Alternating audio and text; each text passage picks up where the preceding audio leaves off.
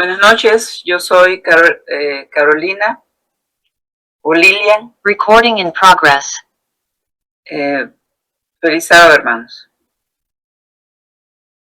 Feliz sábado. ¿Alguien más? Sí, feliz sábado. Mi nombre es Tamaris Ramírez.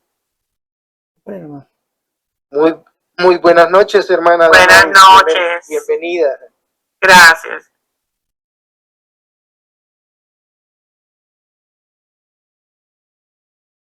¿Alguien Muy más buenas noches también. Sí.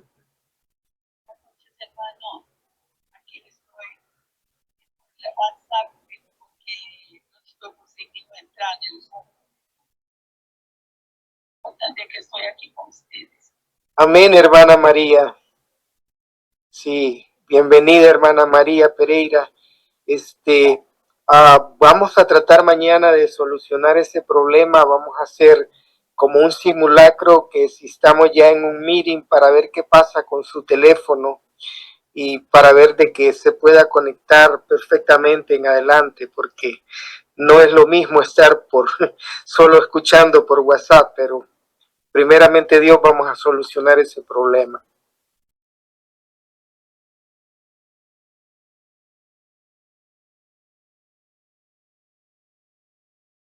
¿Alguien más, hermanos, le gustaría identificarse y saludar? Hermanos, aquí estoy yo. Feliz sábado a todos. Feliz sábado, hermana Leti.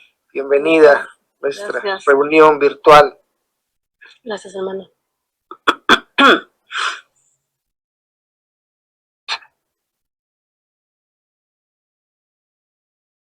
Ya tenemos el canto. ¿Podríamos comenzar? Sí, correcto, pastor. Comencemos entonces. Bueno. Nos dice qué número es el canto y cuál es el nombre para que pues es podamos... el himno 547. 547. Sí. Himnario nuevo, ¿verdad? O himnario viejo. No sé cómo se llama. Himnario viejo. Bueno, entonces díganos el nombre, porque la mayoría aquí tiene el himnario nuevo. Sí.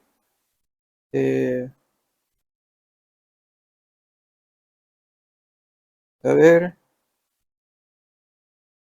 Sí. Yo acá lo tengo. Sábado es 500. Otro. 546.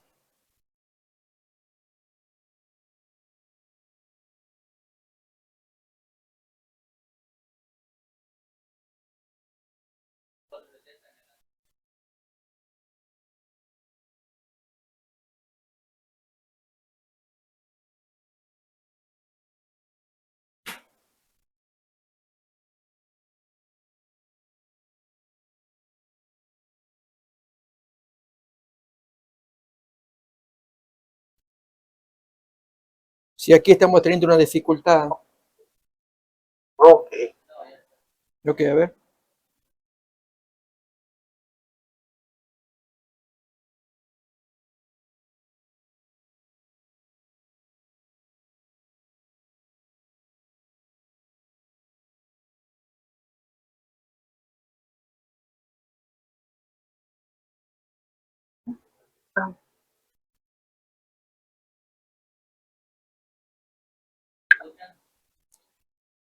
¿547 del nuevo himnario? ¿O no ese? Bueno. Hoy el sábado glorioso. Ok, perfecto, hermano. El himno 544 del himnario nuevo. Ok. A ver, hacemos la prueba de...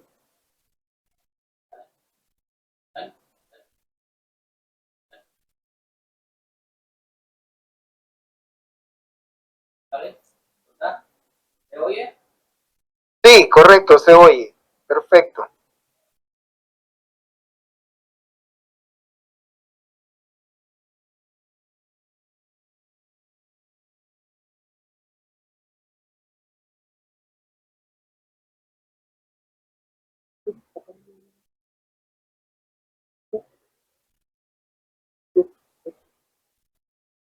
¿Vos no escuchás nada? Yo no escucho.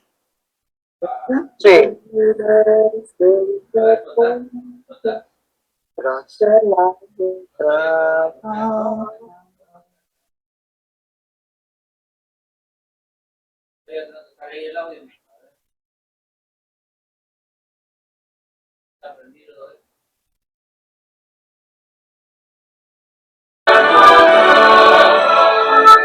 Sí.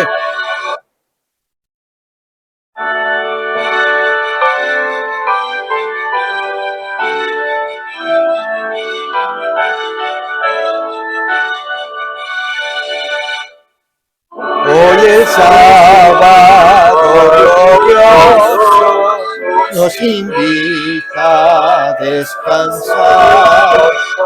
Que tranquilo es el reposo tras el arduo trabajar. Dios que el día nos señala con 1000 pruebas de su amor. Santo sábado lo llama, es el día del Señor. Para el hombre fue apartado en la misma creación. Fue por Cristo sancionado con su ejemplo y bendición.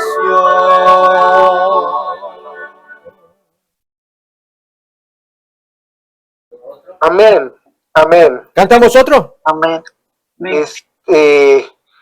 Sí, hermano, si tienen otro ahí, sería ya el último para entrar luego a la clase, a la instrucción. Ok, ahí ponemos.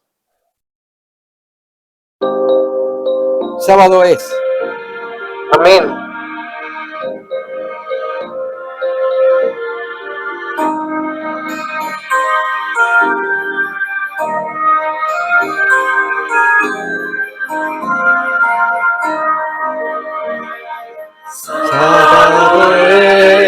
Sábado es día del Señor, Dios por mí. Me alegraré en su gran amor, en su gran amor. Sábado es día del Señor, me alegraré en su gran amor. Sábado es día del Señor. Amén. Amén. Amén, amén. Amén.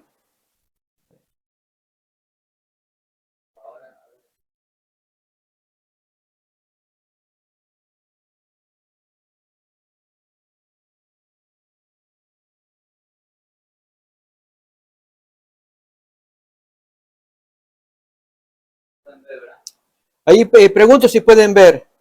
Sí, correcto, hermano, podemos ver Eso, entonces. el cielo. Voy a preparar también.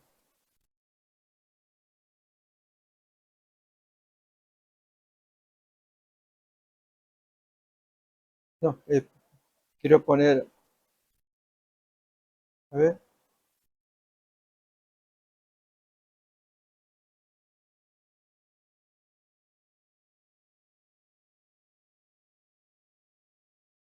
Mi cara.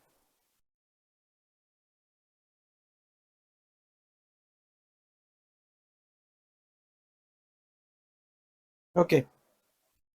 Ahí pueden ver, hermanos, ¿no? Sí, correcto. Sí. Vemos Perfecto. Entonces, solamente vuelvo a poner las diapositivas como las dejamos en la última reunión. Recordemos, el título era el desenlace de Cristo y el del pueblo remanente, o sea, la última generación. Y los textos que allí estudiamos ya los vimos en las últimas reuniones. Y aquí entonces, los paralelos que iremos observando son 12 puntos y con el exacto paralelo con el pueblo remanente en los últimos días. El primero arranca con esto que ya observamos de Mateo 16. Hay una profecía acerca de Cristo y Jesús la conocía muy bien. Ya llegando a la parte final, Jesús se toma el tiempo de estar con el grupo, según Lucas 22, que fue un tiempo de unidad, un tiempo de instrucción, un tiempo de amonestación y enseñarles sumisión, humildad, ¿no? Entre todos. Un momento muy especial que Jesús tomó con sus discípulos. Luego entonces se toma el siguiente tiempo, cuando se levanta del aposento alto, va al Getsemaní, que es un tiempo privado, un tiempo personal.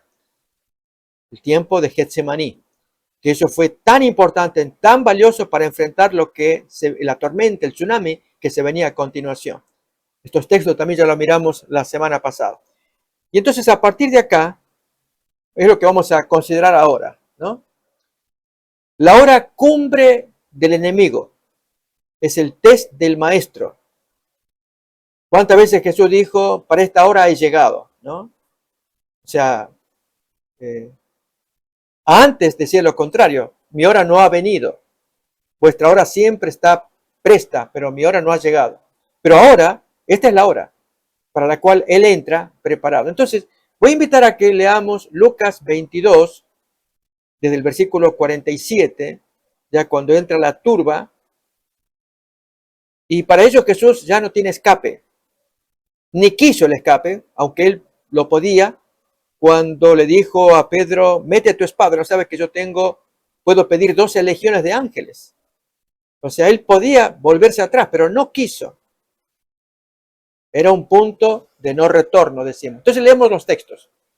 Mientras Él aún hablaba con los discípulos, se presentó una turba, y el que se llamaba Judas, uno de los 12, iba al frente de ellos y se acercó a Jesús para besarle. Entonces Jesús le dice, Judas, ¿con un beso entregas al Hijo del Hombre? Viendo los que estaban con él lo que había de acontecer, le dijeron, Señor, heriremos a espada. Y uno de ellos, de acuerdo al Evangelio de Juan, Pedro, hirió a un siervo del sumo sacerdote y le cortó la oreja derecha. Esto es a Malco. Aquí la lección, mis hermanos, que yo deseo que tomemos, porque este es el momento cumbre. Y por vía de paralelos con la iglesia remanente, esto es lo que tenemos que pensar muy seriamente.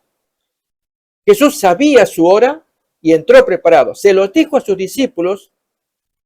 Si nos acordamos, la semana pasada leímos el texto de Lucas 9:44, cuando él dijo, haced que os penetren bien estas palabras en vuestros oídos.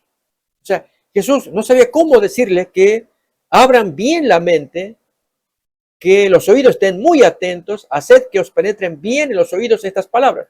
Y no había caso, no lo entendieron. Bueno, así también el espíritu de profecía está haciendo con el pueblo adventista, antes de que venga el zarandeo. Que todos nos arrepentamos, que se nos penetren bien las advertencias de Dios para que no hagamos el grave error que cometió Pedro. En el caso de los discípulos, pudieron retornar, excepto Judas.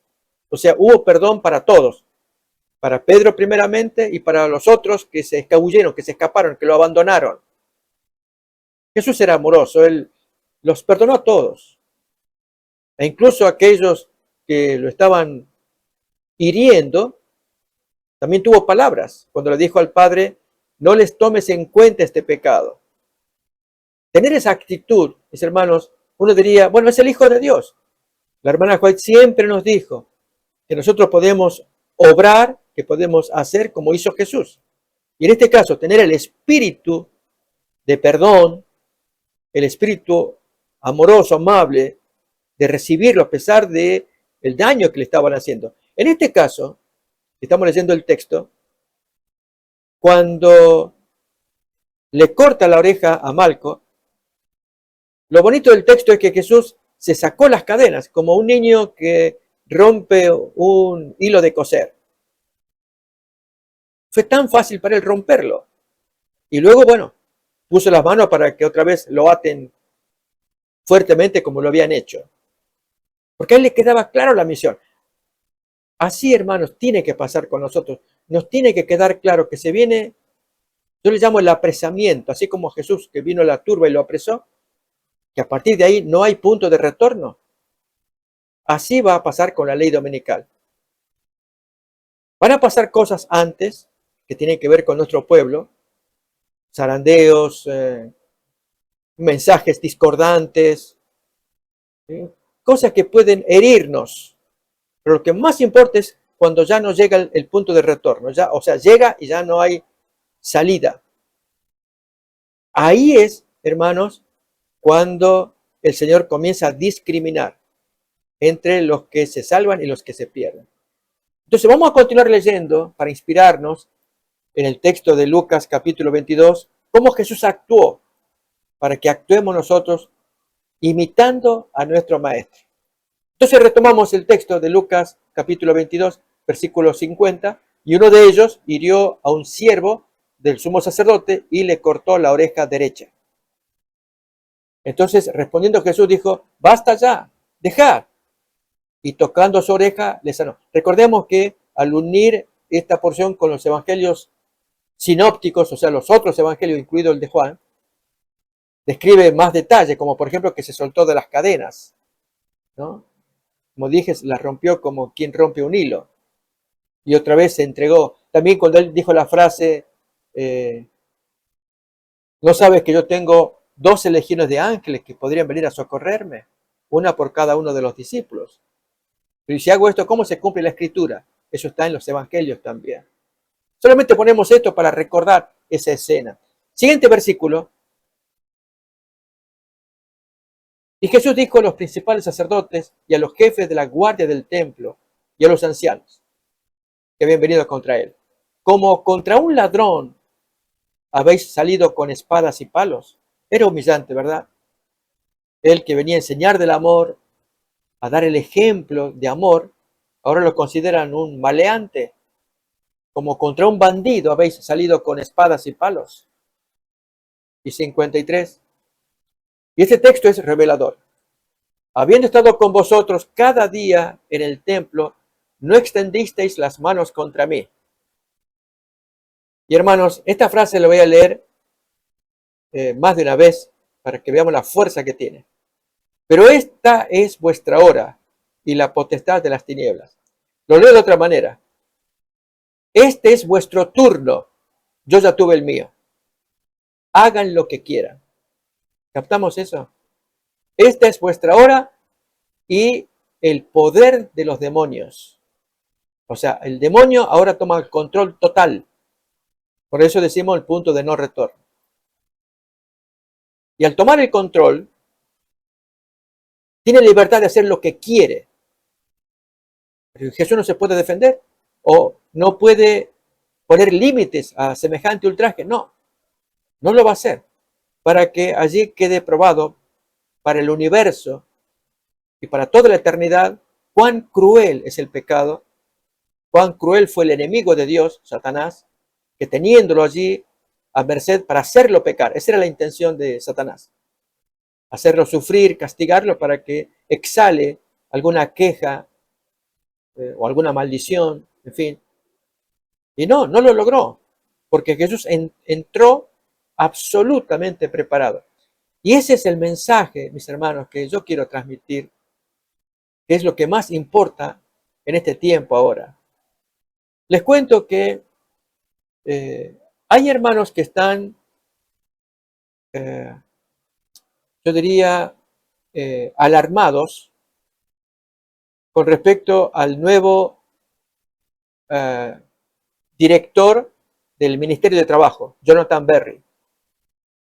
Están corriendo videos, gente adventista que están preocupados por lo que este hombre que promovió el proyecto 2025 y habló muy claramente de la instauración del domingo. Esto lo dijo meses atrás y ahora que es llamativamente elegido como el nuevo responsable de la cartera de trabajo, los hermanos están todos prácticamente convencidos de que ya la ley dominical está muy cerca.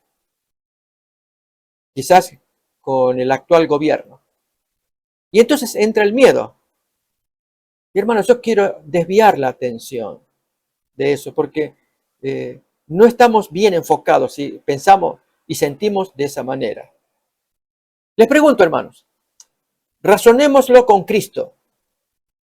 Cuando Jesús anunciaba la profecía, ahí lo podemos mirar en la diapositiva, el punto número 1, ¿no? La profecía final de Cristo, Mateo 16, 21, que ya lo hemos leído. Y que Pedro, pues recuerdan que lo llamó aparte, le dijo, maestro, no te pase esto, que no te acontezca. Luego vino el tiempo de unidad, el grupal, le digo yo. Luego el tiempo personal, en el Getsemaní. Y después viene el apresamiento. ¿Será que Jesús,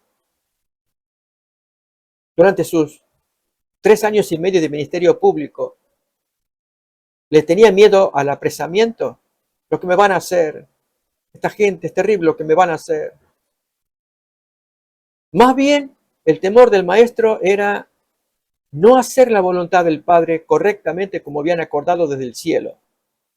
Y por lo tanto, que su atención se desviara de la voluntad del Padre, que Jesús, en lugar de mirar al Padre, mirara el sufrimiento, el apresamiento, la turba, y lo que posteriormente iban a hacer. No, Jesús apuntaba al Getsemaní. Quiero traer una cita de Elena White que aparece en el libro Alza tus ojos, pero va a aparecer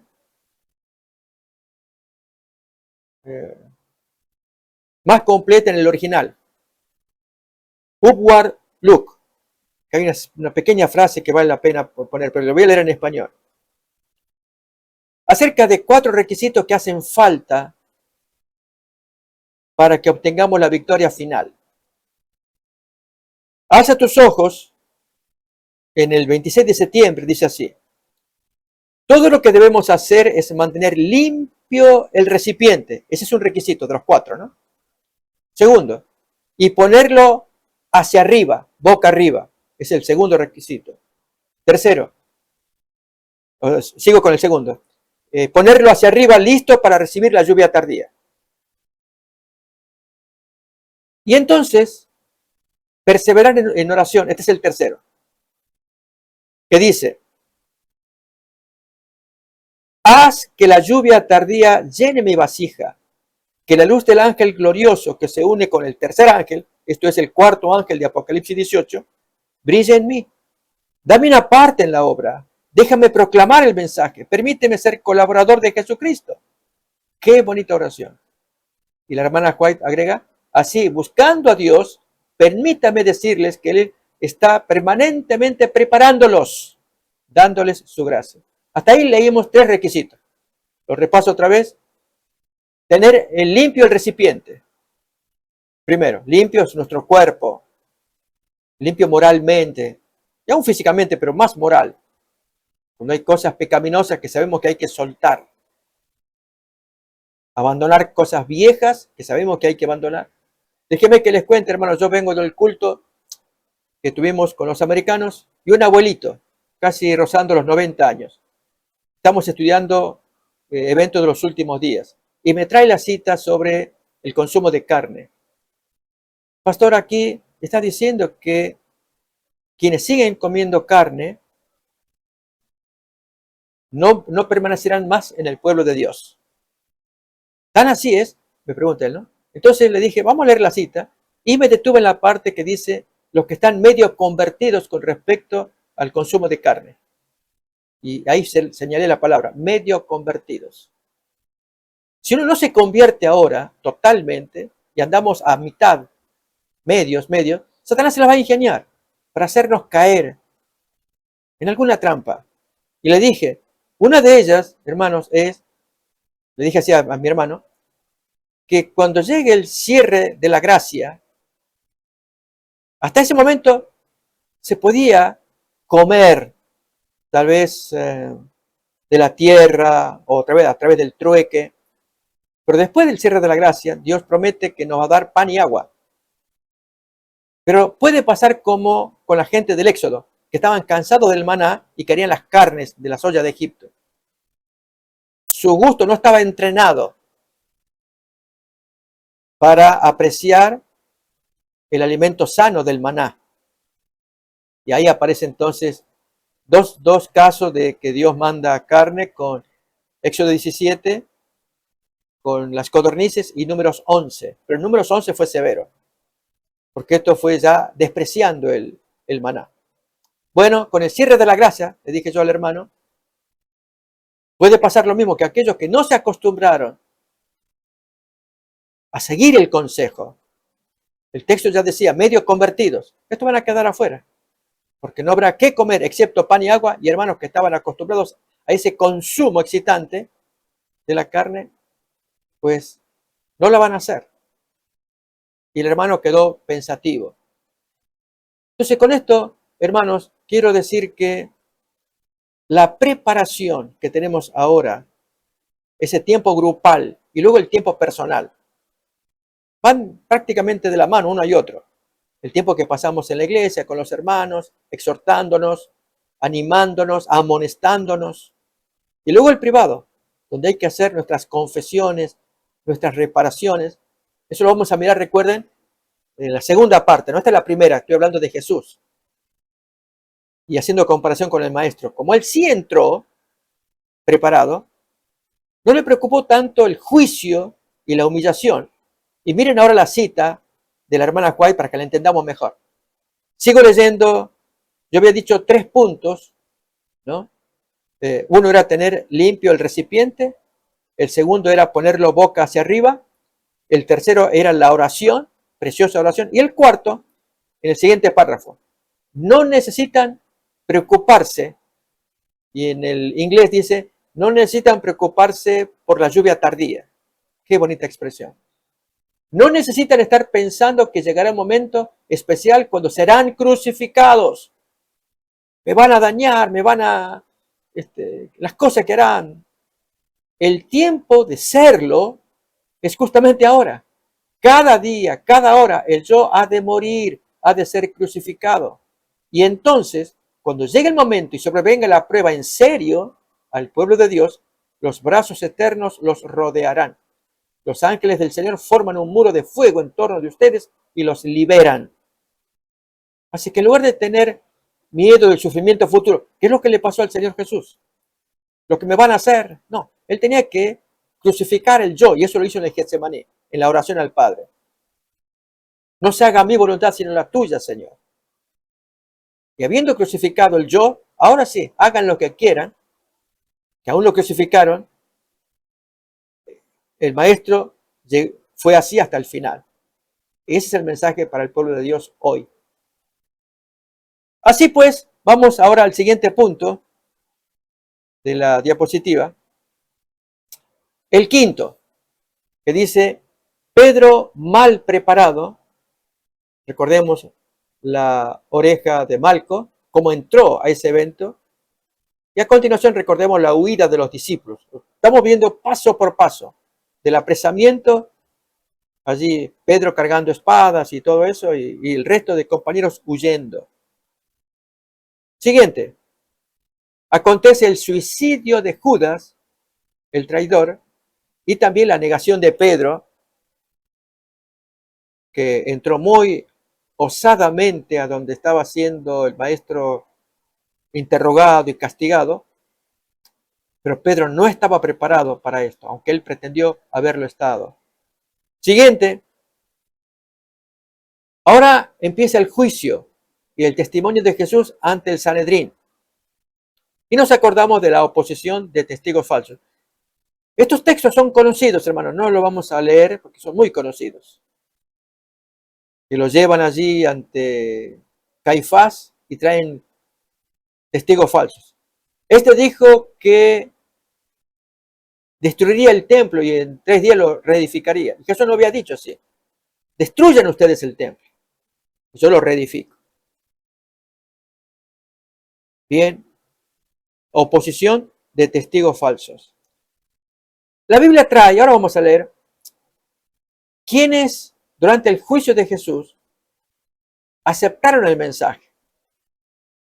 José de Arimatea y aún Nicodemo. Y aún Juan Zebedeo, que estaba también como Pedro contemplando, aparece un lindo testimonio. Juan se animó a estar cerca, pero vamos a ver. Así que vamos a leer los textos.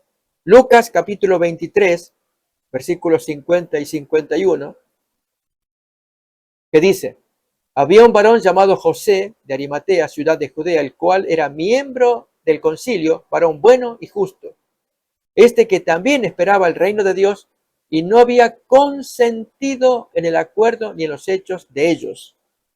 Así que habrá sido una piedra de tropiezo este hombre, cuando los compañeros estaban tramando qué hacer y qué juicio, no juicio, así nomás, hacerlo en la noche mientras la gente está durmiendo, para que nadie se oponga. Uno se imagina, porque esto fue hecho de noche. Y aún Nicodemo, Juan capítulo 19, versículo 38 al 40, otro compañero de José de Arimatea, miembro del Sanedrín. Después de todo esto, José de Arimatea, que era discípulo de Jesús, pero secretamente por miedo de los judíos, rogó a Pilato que le permitiese llevarse el cuerpo de Jesús, y Pilato se lo concedió. Entonces vino y se llevó el cuerpo de Jesús. También Nicodemo, el que antes había visitado a Jesús de noche, vino trayendo un compuesto de mirra y de áloes, como 100 libras. Tomaron pues el cuerpo de Jesús y lo envolvieron en lienzos con especias aromáticas, según es costumbre sepultar entre los judíos. Así que entre Nicodemo y José de Arimatea, ellos ayudaron para el entierro de Jesús, para que se cumpla la profecía de Isaías 53, que decía que su muerte iba a ser con los ricos, en una tumba hecha para gente rica, labrada en la misma piedra de José de Arimatea. Ahora miremos el testimonio de Juan Zebedeo. Juan capítulo 18, versículos 15 y 16. Todo esto vamos a ver cómo tiene su contraparte también en la historia del pueblo remanente. Y seguían a Jesús Simón Pedro y otro discípulo. No se da el nombre, pero prácticamente todos los autores coinciden que es el discípulo amado, Juan. Y este discípulo era conocido del sumo sacerdote y entró con Jesús al patio del sumo sacerdote. Pero Pedro estaba fuera a la puerta. Salió pues el discípulo que era conocido del sumo sacerdote y abrió la portera e hizo entrar a Pedro. Note que si era conocido como joven, no sabemos qué clase de amistad podría haber habido, pero y que era seguidor de Jesús. Lo cierto es que pudo influir para que lo hagan entrar a Pedro y contemplen, pero no para que para que Pedro luego diga maldiciones. No, no era eso. Era cómo mirar y apoyar en oración, que fue lo que habrá hecho Juan, porque no se dice que Juan hiciera algo raro, Juan Zebedeo. No, estaba ahí cerca, pudo contemplar, pero seguramente su corazón quebrado en oración, para que Dios dé fuerzas al maestro para seguir hasta el final. Luego todavía tenemos más. Punto 9. Jesús vendido al poder pagano, luego del juicio, cierre de la gracia por parte de su pueblo, los judíos. Este aspecto va a ser muy interesante, ¿no? Jesús podía volver atrás y ya no terminar sufriendo si dialogaba con los judíos y arreglaba con ellos. Y Jesús no tenía intención de arreglar nada. Solamente acá se describe cómo de una instancia pasa a la otra. Es decir, de manos de los judíos pasa a manos que ya directamente no perdonan. Los romanos, vendido al poder pagano. 10. Sufrimientos de Cristo, su pasión. Como dice Isaías 53:7, angustiado él, no abrió su boca. Número 11. Ejecución de la sentencia de muerte contra Cristo. Esto es su crucifixión. Y el último punto, la glorificación de Jesús, su resurrección. una historia del desenlace de Jesús en la tierra. Pregunto, hermanos, ¿esta descripción coincide con los evangelios o es algo que ha sido forzado, que digamos que no fue tan así? ¿O apoyamos o aprobamos esta descripción que hemos leído de la parte final de la historia de Cristo? ¿Estamos de acuerdo con lo que se presentó acá, los 12 puntos? Sí, pastor. Amén. Refleja lo que dicen los evangelios. Exactamente. Ahora, lo asombroso, mis hermanos, es cuando miramos la siguiente parte, esta que viene acá, es un calco. Y yo les cuento, hermanos, esta es una de las cosas que más me afectan en mi ministerio. Me afectan por mis hermanos que no logramos ver qué importante es la debida preparación para que no hagamos papelones, como lo hizo Pedro. ¿Sí? Cuando uno no entra preparado, va a hacer papelones. Va a dar vergüenza para su ruina eterna. Y eso no nos podemos dar el lujo para eso. Por eso, la necesidad de estudiar, la hermana Juan ya lo había dicho, las escenas finales, 1 hora por día que nos dediquemos a estudiar de la historia de Cristo, mayormente las escenas finales. Miremos pues entonces en lo que le cabe al pueblo de Dios. Oh, perdón. Ahí está. Esto que muestro ahora es el libro que recomiendo que lo podamos tener. Yo se los puedo enviar vía PDF, ¿no? Son 2 libros en uno. Eventos por venir y la crisis al cierre, de W.D. Freycy, autor adventista. La primera parte, el Common Events, es prácticamente lo mismo que tenemos en el evento de los últimos días de la hermana White, o preparación para la crisis final, o el perfil de la crisis venidera. Son libros con compilaciones de Elena White. Uno último, eventos del tiempo final, basado en cartas y manuscritos, que lo han hecho ciertos hermanos y lo han publicado. Muy bonito, por cierto. Este que está acá es lo mismo, es muy parecido. Trae cómo lo entendemos como adventistas, pero el libro que viene a continuación, libro 2, trae 6 capítulos. Fíjense, Cristo predice, foretells, el zarandeo. Luego viene el Getsemaní, después la turba, después las pruebas, la cruz y el triunfo. Y ahí es donde el autor trae citas de Elena White para mostrar el paralelo con la última generación. El autor no usa esa palabra última generación, habla de pueblo remanente. Pero ahora cada vez más este servidor se va a sentir más en libertad de hablar de una palabra que no está gustando actualmente al liderazgo de nuestra iglesia, la última generación, por la noción errónea de que nacimos pecadores y es inevitable que pequemos. Y a Dios no le agrada que nos expresemos de esta manera. Ya lo decía Primera de Juan, capítulo 3, 9. El que ha nacido de Dios tiene la simiente en sí mismo. Aquí voy a leer el texto, Primera de Juan 3, 9. Todo aquel que es nacido de Dios no practica el pecado. Este es el gran problema que hay en el adventismo entre la doctrina agustiniana de San Agustín y la doctrina, si podemos llamarle pelagiana, que era el enemigo de Agustín. Agustín decía que porque venimos mal de fábrica, con estado pecaminoso, es inevitable que cometamos pecado por causa del pecado original. Lo que hemos heredado de Adán y Eva, eso nos empuja a cometer pecado. Y esa idea agustiniana ha entrado en los adventistas. Yo me acuerdo en mis tiempos de estudiante de teología. Eso fue lo que me enseñaron.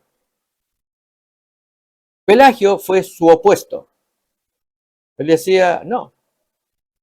Uno comete pecado porque decide pecar. pero no porque nació pecador y le obliga su gene a pecar. Es porque tomó la decisión. Y había gran discusión. Prevaleció la idea de San Agustín contra Pelagio. Y es cierto, a lo largo de los siglos fue real, aunque hubo gente que se abstuvo, que fueron perfectos, el caso de Enoc, al cual Dios llevó al cielo. Elías, Dios lo llevó al cielo también. Noé, que fue perfecto en sus generaciones, pasó el diluvio, pero luego que entra la nueva generación, pues ya se ve esa vieja naturaleza que no se nos quita el cuerpo corrompido hasta la segunda venida. Una cosa es el cuerpo, otra es el carácter. Son dos cosas distintas. El carácter sí tiene que ser perfecto. Y ahí es donde, hermanos, pues están en su lucha. Entonces, en lo que estamos mirando acá del libro, eso, en algún momento vamos a traer algunas citas de Elena White. Pero lo que quiero traer ahora es, hermanos, antes de mirar el paralelo entre el remanente, la última generación y Cristo, hacernos una breve historia de los eventos finales del pueblo de Dios. Y para esto traemos un bosquejo que preparó el autor de Preparación para la Crisis Final, Fernando Chay. Trae una compilación de citas de Elena White muy bonito. Muchas citas. No sé si ustedes conocen el libro, lo han leído, ¿no? Pero el bosquejo que vamos a mirar ahora, está ilustrado, es muy revelador. Y comienzo porque esto nos va a ayudar a entender después los paralelos que les quiero mostrar, ¿no? Descripción de los eventos del fin. Aquí hay una línea de tiempo. Vamos a poner que es hoy. Podría haber sido ayer, puede ser mañana. En algún momento es el hoy, para tener algo con lo cual medir los eventos posteriores. En algún tiempo futuro, no sabemos cuánto tiempo, cuándo será esto, nadie puede poner fechas, aparecerá la marca de la bestia, según Apocalipsis 13, 16 al 17, que los adventistas interpretamos que es la ley dominical. Será el tiempo en que habrá que abandonar las grandes ciudades, pero a la carrera, porque lo ideal es que ahora los hermanos salgan pacíficamente, planeando. Ese es lo que están haciendo varios hermanos con los puestos de avanzada, aprendiendo este concepto de aprender a dejar las ciudades y vivir con hermanos, ayudándose entre ellos, especialmente de la tierra, porque en un futuro cercano se manejará algo. Ya se está haciendo la prueba en Inglaterra ahora, y es el ID digital, que eventualmente conducirá al dinero digital. Y eso obligará que los adventistas que estaban enganchados por causa del dinero para comprar y vender, antes de que venga la ley dominical, no puedan desprenderse del sistema del dinero. De allí es que algo que estoy conversando y enseñando es que aprendamos el sistema del trueque. O sea, que si llega el momento en que se levanta el dinero digital, por el cual la gente no puede comprar o vender, no obstante, para subsistir, el pueblo de Dios necesita practicar lo que es el trueque. O sea, te doy algo y tú me das.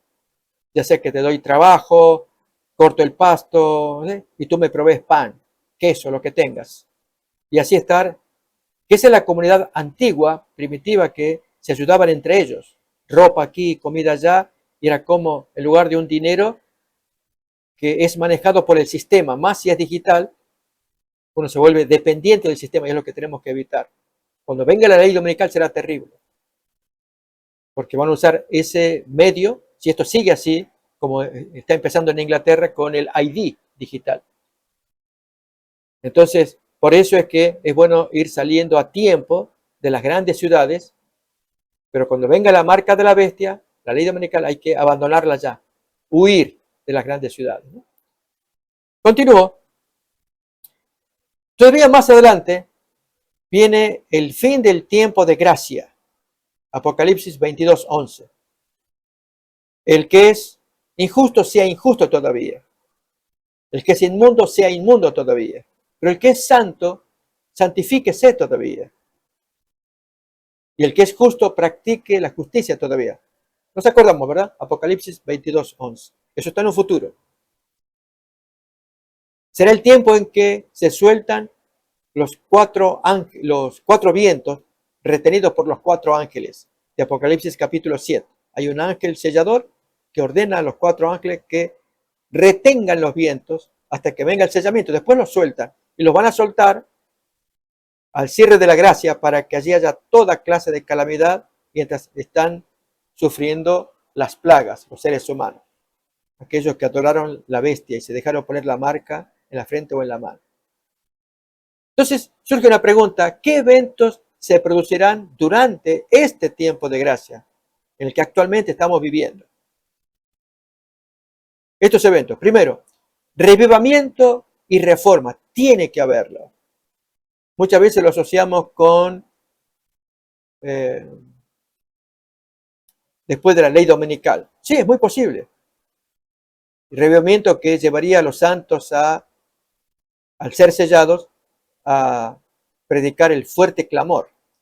Pero esto hay que empezarlo desde ahora, en las iglesias, conversarlo, orar, estudiar estos temas, para que Dios vaya limpiando las lámparas. Recuérdense de las 5 vírgenes prudentes que tenían aceite de reserva, que estaban todas adormiladas, pero las 5 que tenían reserva, ellas se salvaron de la oscuridad que luego vino. Las otras no, estaban absolutamente a oscuras. Siguiente punto es el zarandeo o vómito de Apocalipsis 3, el mensaje a la Odisea. En algún momento se va a producir tal situación en la iglesia adventista que Dios prometió vomitar a esa sección llamada la Odisea. No sabemos cómo lo va a hacer. ¿Será que se introducirán doctrinas absolutamente extrañas? Ya estamos abriendo las puertas a cosas raras, como una fue la ordenación de la mujer al pastorado contra un triple voto mundial. Otro fue la presión gubernamental para la vacunación y que nuestra iglesia aceptó muy penosamente, porque había hermanos que no querían vacunarse, necesitaban el apoyo de la iglesia y no lo recibieron. Así que no sabemos cómo puede venir el vómito en que hermanos abandonen la iglesia, lo que llamaríamos la apostasía omega. Otra característica es el sellamiento de Apocalipsis 7. Y esto se va a verificar mayormente después de la ley dominical, cuando ya los corazones se van decidiendo entre obedecer al enemigo, las fuerzas gubernamentales, seculares, o retener el mandato del Señor, de oponerse a esa ley dominical, guardando los mandamientos del Señor. Allí Dios observa y discrimina. Y comienza el sellamiento. Siguiente, viene entonces el descenso del 4º ángel con la lluvia tardía de Apocalipsis 18:1, cuya gloria ilumina toda la tierra, nos dice el texto. Luego entonces el fuerte pregón. Apocalipsis capítulo 18, ha caído Babilonia y se ha hecho habitación de demonios y guarida de todo espíritu aborrecible. Es lo que nos cuenta el mensaje del fuerte pregón. Y luego dice también, y albergue de toda ave inmunda y aborrecible. Ahí que está en forma, figurativa. Pero el siguiente versículo va a ir directo al grano también. Va a acusar quiénes son los integrantes, ¿no? Dice, porque todas las naciones han bebido del vino del furor de su fornicación, y los reyes de la tierra han fornicado con ella, los mercaderes de la tierra se han enriquecido de la potencia de sus deleites. Así que ahí están involucrados los reyes de la tierra, los mercaderes, los magnates, los grandes de la tierra y las naciones. Todo ello conformará Babilonia. Yo suelo decir que Babilonia es una familia. Es la prostituta con los amantes, con las hijas, etc. Y a todo ello el mensaje de denuncia y el versículo 4, salid de ella, pueblo mío, para que no participéis de sus pecados, ni recibáis parte de sus plagas, porque sus pecados han llegado hasta el cielo, y Dios se ha acordado de sus maldades. Así que, hermanos, todo esto va a abarcar el fuerte pregón, que lo darán solamente los sellados. Y por ese tiempo, habrá un tiempo de angustia previo, pequeño, menor, comparado con el otro que es terrible, aquel posterior al cierre de la gracia. ¿Sí? Después tenemos en el punto 6, para seguir viendo la ilación, o sea, la proyección en el tiempo, la segunda venida de Cristo, de Apocalipsis 19, el descenso del jinete con el caballo blanco y millares de caballos blancos que bajaban con él. Los reyes del oriente le llamará el capítulo 16. Allí entre el fin del tiempo de gracia y la segunda venida de Cristo se verifica el envío de las 7 plagas, Apocalipsis 16. Esto se llama tiempo de angustia. Pero cuando se fija el día del decreto de muerte, inspirándose en el libro de Esther, si se acuerdan de Amán, y la hermana White en Profetas y Reyes, en la página 444, ahí trae la comparación, que así como fue en los días de Amán, así serán los días finales. Muy bonita cita para ver el paralelo entre lo que le pasó a Esther y aquella generación que sufría la amenaza de muerte, el decreto de muerte por parte de Amán. Así pasará con los santos en los últimos días. Y esto se puede ver en Esther, capítulo 3, y llamativamente en la Biblia católica, no aparece en las nuestras, aparece un texto que solamente lo recoge la Septuaginta, que es la carta de Amán. Como es apócrifa esa porción, no sabemos si la carta es genuina o no, pero la forma en cómo está redactada, en que Amán cuenta por qué quiere destruir al pueblo judío. Bueno, si la hermana White dice que hay paralelos entre lo que le pasó a Esther y su generación con los días finales, aún la carta misma es sumamente reveladora. Así será el día en que se fije el decreto de muerte para un futuro cercano.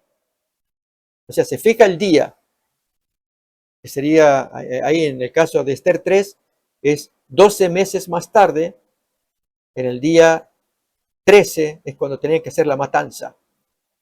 Bueno, acá lo mismo. Y esto va a ser en ocasión de la segunda plaga, es cuando ya están pensando cómo destruir a todos los santos, en ocasión de la segunda plaga. Avanzamos todavía más. Cuando ocurre eso, que se fija el día de decreto de muerte, allí hay que huir de todas partes. Si antes era abandonar las grandes ciudades, acá se huyen de las pequeñas y se huye a los montes, a las cuevas. Los santos sufren toda suerte de amenaza de que van a ser destruidos.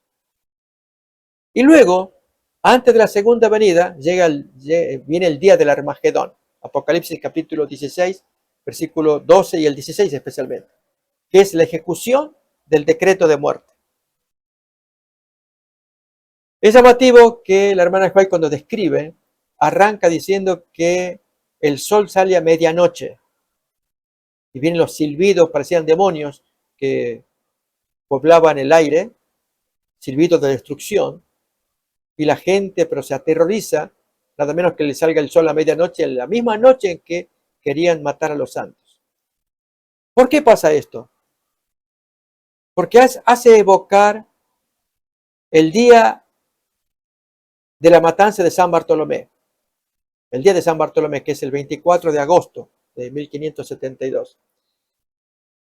Se escogió el día de ese santo, que fue 24 de agosto, pero se lo escogió a la medianoche del día anterior, 23 a la medianoche. Y a partir del minuto siguiente comenzaba la ejecución. ¿Cómo se hizo esto? Se consiguió apresar a alguien que se castigó, se convirtió en traidor, y él dio los nombres y direcciones de sus compañeros cristianos. Y llegada la medianoche, comenzó la obra de ejecución.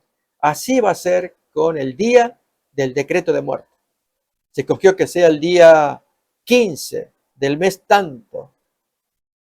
Y llegado el 14 a la medianoche, allí se cumple la cita de la hermana White que dice, salió el sol a medianoche. Esto es para reflexionar, ¿no? Y ya nadie toca a los santos y ellos no mueren, obviamente. Luego entonces, entre la fijación del día de decreto de muerte y la ejecución en sí, es la angustia de Jacob, de Jeremías capítulo 30, versículo 7. Texto precioso del versículo 1 en adelante, que nos habla de cómo los santos están esperando a los enemigos. Ahí dice el versículo, ah, cuán grande es aquel día, tanto que no hay otro semejante a él, tiempo de angustia para Jacob, pero de ella será librado, porque esperaba recibir a su hermano que lo iba a matar. Así también los santos están creyendo que los van a matar. Y el día es el día de Armagedón, el día del decreto, para exterminarlos a todos. Y allí interviene el Señor librándolos. Entonces, mirando la parte de abajo, persecución va a haber siempre, pero especialmente desde el tiempo de la marca de la bestia o ley dominical hasta el día del Armagedón, que es el día de la liberación también. Es el día de la batalla en que se intenta matar a todo el pueblo de Dios y el Señor los libera. Notemos que antes del cierre de la gracia habrá martirios, pero después del cierre de la gracia ya no caben los martirios, porque el martirio, la sangre derramada, servía para salvar a los pecadores, como ocurrió en la antigüedad durante el Imperio Romano. Los santos que eran martirizados, su vida, su testimonio, servía para amonestar al gentil que observaba y muchos de ellos se convertían. Como decía Tertuliano, antiguo cristiano de los años 200, él escribió, mátennos, que la sangre del creyente es semilla, una expresión que él usó, semilla, donde se siembra y se espera cosechar después. Pero después del cierre de la gracia ya no hay martirios. No tiene razón, porque cada caso ya está resuelto para siempre. Y entonces sí, acontece la liberación, capítulo 19, versículo 17, la cena de las aves, dirá ahí. El Señor viene allí, impide la matanza de los santos. Y poco después entonces viene la segunda venida de Cristo. Entonces aquí hay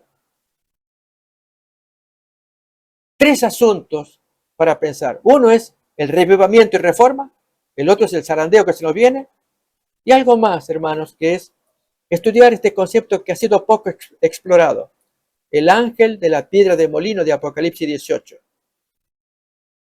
que va a equivaler a la obra de Elías profetizado en Malaquías, que el Señor enviaría a un amonestador. Y ahí se llamó Elías, eso está en el libro de Malaquías, y el ángel de la piedra va en esa línea, el que amonesta contra Babilonia, pero también lo hará contra la Odisea. Y después la séptima trompeta y tercera hay, esto será prácticamente el límite con el cierre de la gracia. Y entonces sí, hermanos, aquí viene ya, esto es lo que habíamos presentado, y lo que viene ahora es esto, pero lo voy a dejar para la semana que viene, si ustedes me permiten, ¿no? Allí los exactos paralelos entre la historia de Jesús y la historia del remanente en la última generación, punto por punto, para que oremos y veamos, estaba en la Biblia, estaba clarísimo, y que urge prepararnos frente a este escenario que se miró allí, según las citas de Elena White, cómo las va describiendo, para que todos estemos listos, preparados para enfrentar los eventos finales. ¿Sí? Así que esta va a ser la última parte hasta la semana que viene, Dios mediante.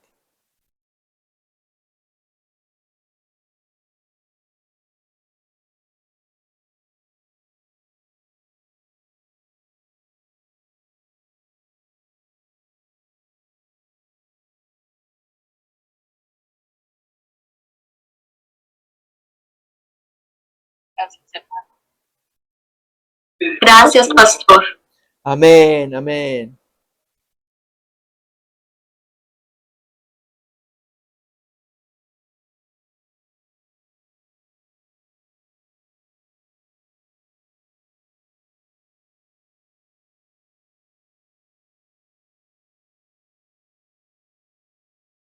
Bueno, hermanos. ¿Sí? ¿Está ahí, José? Ok. Sí, hable. No, no. Sí, Buenas noches, hermanos. buenas noches, hermana. hermanos. Bueno, sí, entonces vamos a terminar con una oración, pastor. Sí. Si nos hace el favor y bueno, nos vamos a ver el martes, vamos a escuchar la continuación, ¿verdad?, de este paralelo tan interesante.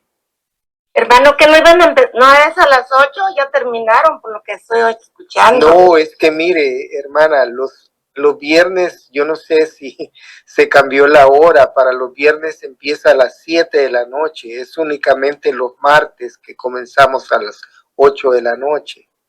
A mí me parecía que también hoy, bueno, me lo perdí.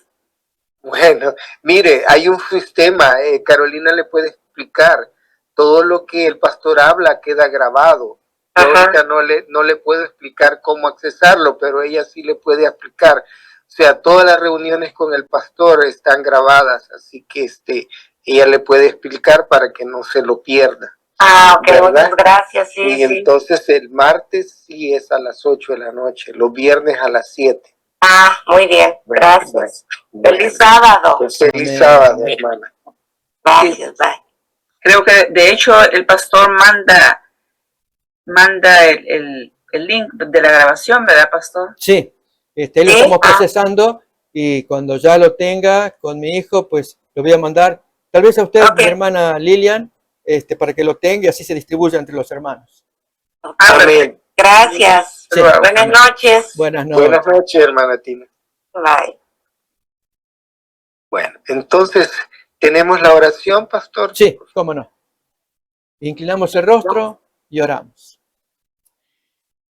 Querido Padre que estás en el cielo, queremos darte gracias, Señor, por el tiempo de libertad que nos das y los medios de comunicación para leer de la palabra de Dios, para inspirarnos mirando la historia de nuestro amado Salvador. Gracias, Señor, porque no solamente es una bella historia escrita con sangre, sino que a la vez representa el camino que tú trazas para tu pueblo en los últimos días, de acuerdo a las profecías que quieres enseñarnos, principalmente por Apocalipsis.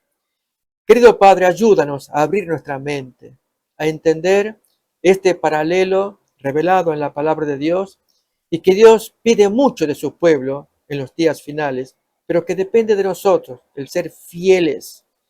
Como leíamos en la cita de Elena White, no preocuparnos tanto por si seremos crucificados, sino crucificarnos ahora, matar el yo ahora, crucificar nuestras pasiones ahora. Querido Padre, este es el deber, esta es la tarea que tenemos por delante y muchos la descuidamos.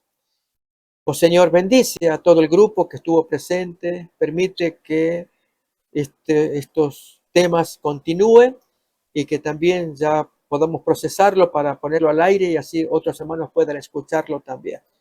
Ahora rogamos tu bendición, tu gracia y el perdón por nuestros pecados. Y todo ello lo pedimos agradecidos en el nombre de Jesús. Amén. Amén. Amén. Nuevamente, gracias a todos. Feliz sábado y buenas noches. Gracias, muy buenas noches a todos también. Sábado, buenas noches. Buenas noches. Muchas gracias, pastor. Amén, gracias. Buenas noches. Buenas noches.